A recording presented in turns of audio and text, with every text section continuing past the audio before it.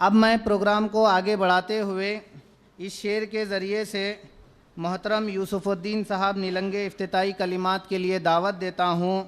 کہ سجدہ عشق ہو تو عبادت میں مزہ آتا ہے،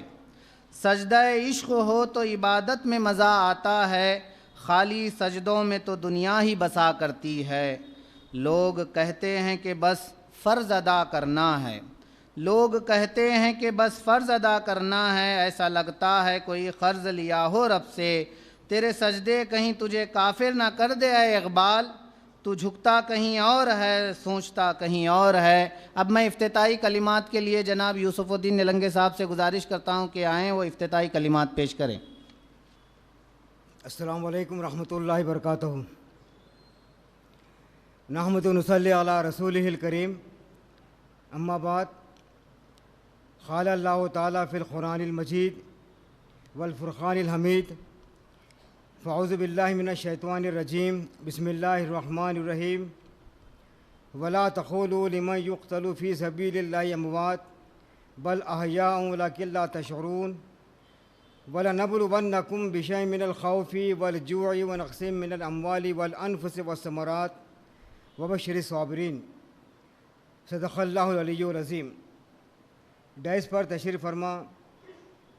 مولانا سید عثمان عباسی صاحب،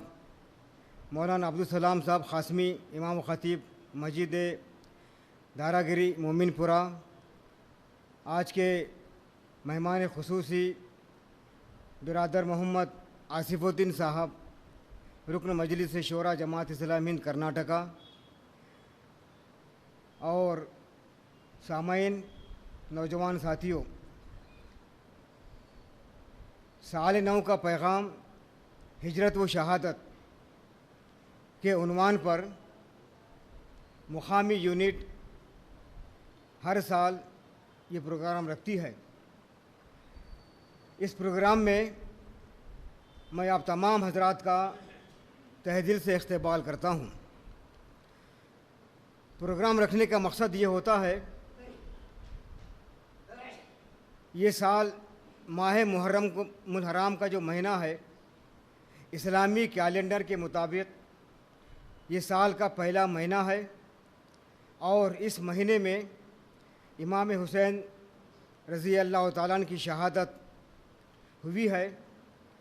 اس کے اصل مقاصد کیا ہیں اور پھر اس کا پیغام کیا ہے، یہ بتانے کے لیے ہر سال یہ پروگرام رکھا جاتا ہے۔ جیسے کہ آپ جانتے ہیں، یہ جو ہجری سال ہے، عمر بن خطاب رضی اللہ تعالیٰ عنہ نے حضور اکرم صلی اللہ علیہ وسلم کی ہجرت کو بیس بنا کر اسلامی کیلنڈر کو وجود میں لایا۔ ویسے تو اللہ کے رسول صلی اللہ علیہ وسلم کے دور میں بہت سارے واقعات ہوئے ہیں، جیسے چاند دو ٹکڑے ہوا ہے، پھر آپ کی پیدائش بھی ہے، بہت سارے واقعات ہیں، لیکن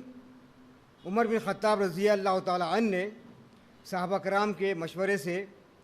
ہجرت کو بیس بنا کر یہ ہجری کیلنڈر کو وجود میں لایا، اور 1447 یکم محرم الحرام سے یہ اسلامی کیلنڈر ہے۔ تاریخ میں یکم محرم الحرام کو بھی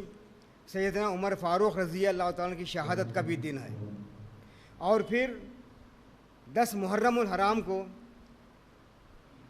امام حسین رضی اللہ تعالیٰ کی یہ شہادت کا دن ہے۔ ویسے 10ویں محرم کو بہت سارے واقعات ہوئے ہیں، جیسا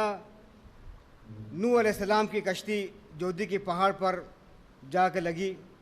پھر یونس علیہ السلام مچھلی کے پیٹ سے باہر آ گئے، تو ایسے بہت سارے واقعات ہوئے ہیں، صرف یہی ایک واقعہ نہیں ہے۔ تو ہمیں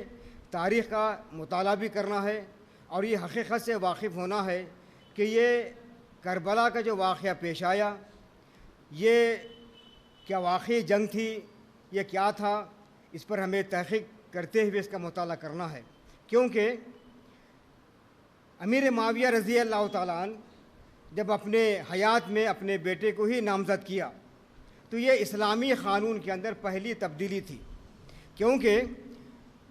خلافت یعنی کہ اللہ کے رسول صلی اللہ علیہ وسلم جب دنیا سے رخصت ہوئے تو ابو بکر صدیق رضی اللہ تعالیٰ عنہ کو جو خلیفہ چنا گیا یہ مشورے سے، پھر اس کے بعد عمر بن خطاب رضی اللہ تعالیٰ عنہ کو بھی جو خلیفہ چنا گیا یہ لوگوں کے مشورے سے ہوا۔ بہرحال 4 خلفائے راشدین جو بنے یہ لوگوں کے مشورے سے تھے۔ حضرت علی کے بعد بھی حضرت حسن رضی اللہ تعالیٰ عنہ کا 6 ماہ کا آپ خلیفہ بنے۔ بہرحال یہ ایک مشورے سے تھا۔ اسلام کے اندر مشاورت ہے، لیکن امیر معاویہ رضی اللہ تعالیٰ عنہ بزور طاقت سے جب خلیفہ بنے اور ان کی حکومت بھی امن اور چین کے ساتھ بہت سارے فتوحات بھی ہوتے رہے، لیکن 10 سال کے بعد ایک صحابی نے آپ کو مشورہ دیا کہ حالات کچھ ایسے ہیں، آپ کے بعد کون خلیفہ ہوگا؟ تو انہوں نے اپنی حیات میں ہی اپنے بیٹے یزید کو نامزد کر دیا۔ اس کے بعد ایک 7-8 سال کے بعد آپ کا انتقال ہوا، لیکن کچھ صحابہ کرام نے بیعت بھی کی اور کچھ لوگوں نے نہیں کی۔ حالات کچھ ایسے بنے ہوئے تھے، یہ پورے تاریخی واقعات ہیں۔ تو اس میں امام حسین رضی اللہ تعالیٰ عنہ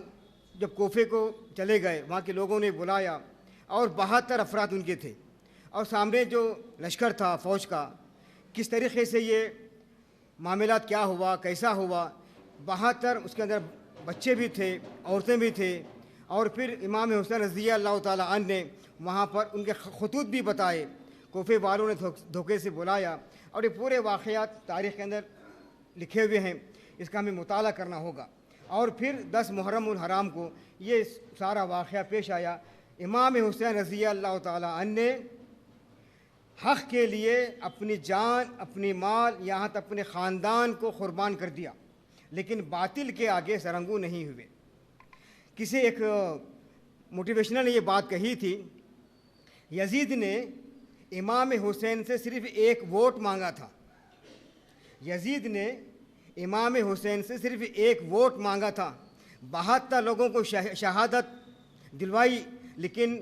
1 ووٹ نہیں ڈالا۔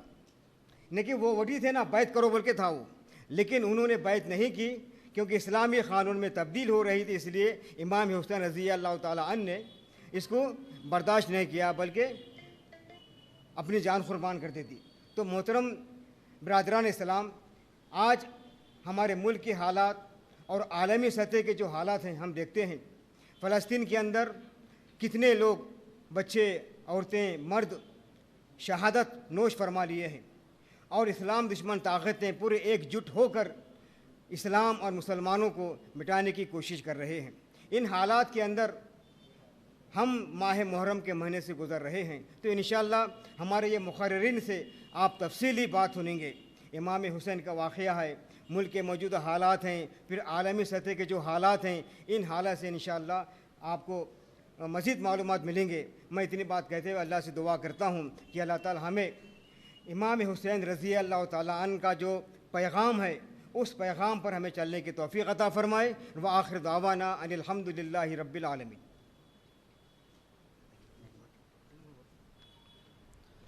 جزاک اللہ۔